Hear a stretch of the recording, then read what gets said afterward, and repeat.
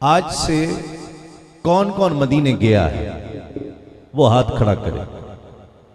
जो जो मदीने जा चुका है अल्लाह आपको बार बार ले जाए। कौन है वो जो मदीने फिर जाना चाहता है?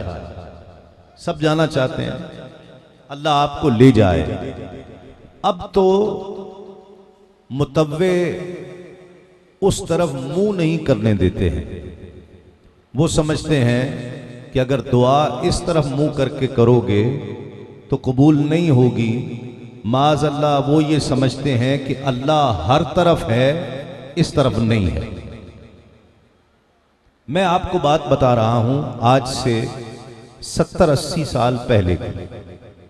70-80 साल पहले यहां से कोई जाता था तो वो वहां पर झाड़ू भी लगा सकता था, खुद झाड़ू भी लगाता था।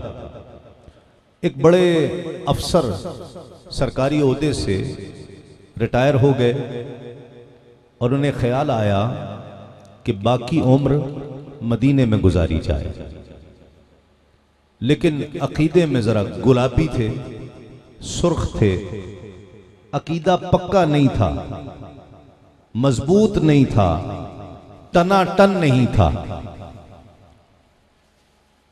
झाड़ू भी देते थे, कुरान की तिलावत भी करते थे, सब कुछ, नमाज रोजा।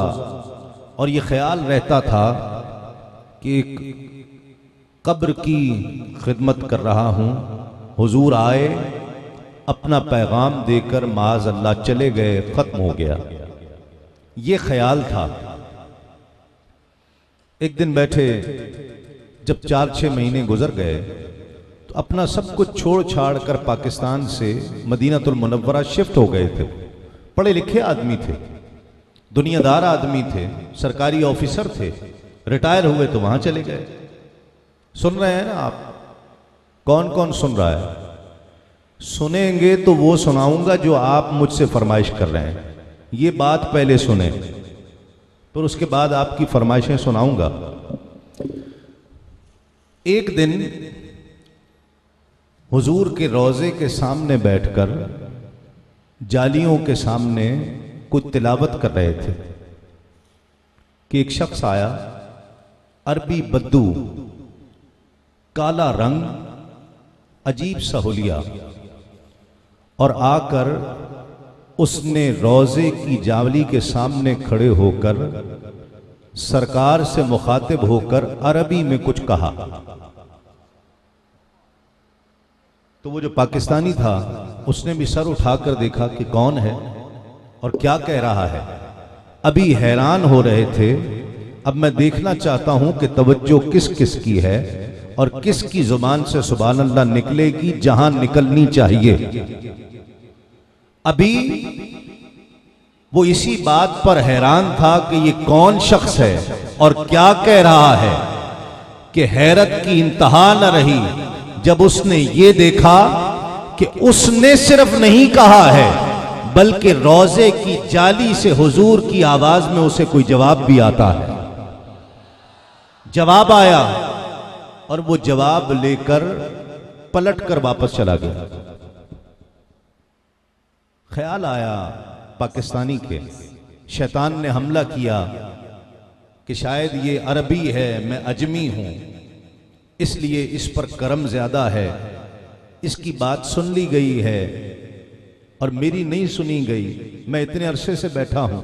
शैतान ने एक हमला और किया और ख्याल आया कि अब वापस पाकिस्तान चला जाऊंगा, यहां तो अजमियों को कोई नहीं पूछता है, माज़अल्लाह, यहां तो अरबी आता है लेकर चला जाता है।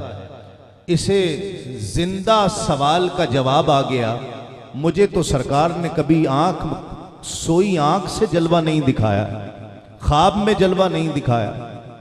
ये कहकर इरादा कर लिया कि अब चला जाऊंगा। सो गया। वो सोया, उसके नसीब जाग उठे।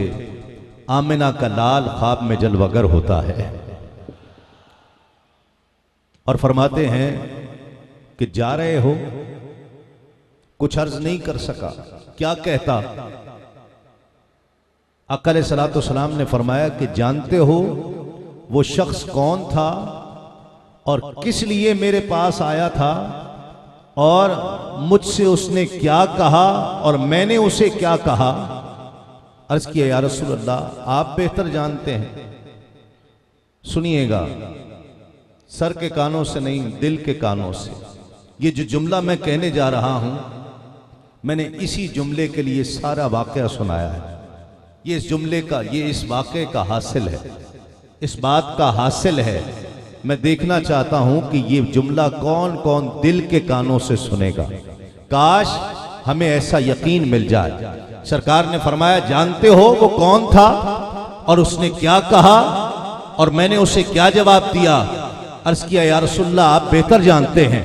आका अलैहिस्सलातु वस्सलाम ने फरमाया कि वो मदीने के करीब एक गांव का रहने वाला था और उसके यकीन का आलम यह था कि उसके घर उसकी बेटी के 2 रिश्ते आए थे। वो उन्हें दोनों को बिठा कर आया कि मैं बैठो, मैं आका से पूछ कर आता हूं कौन सा कर लूं और कौन सा छोड़ दूं, कौन सा करूं और कौन सा छोड़ूं। जो उसके हक में बेहतर था मैंने बता दिया कि ये कर लो, ये छोड़ दो। उसके यकीन का आलम ये है। तुम्हारा यकीन कहां है? तुम्हारा यकीन कहां है? तुम तो एक कब्र की खिदमत करते थे, तुम्हें क्या मिलता? मिलता उसे ही है जो यकीन के साथ बैठता है।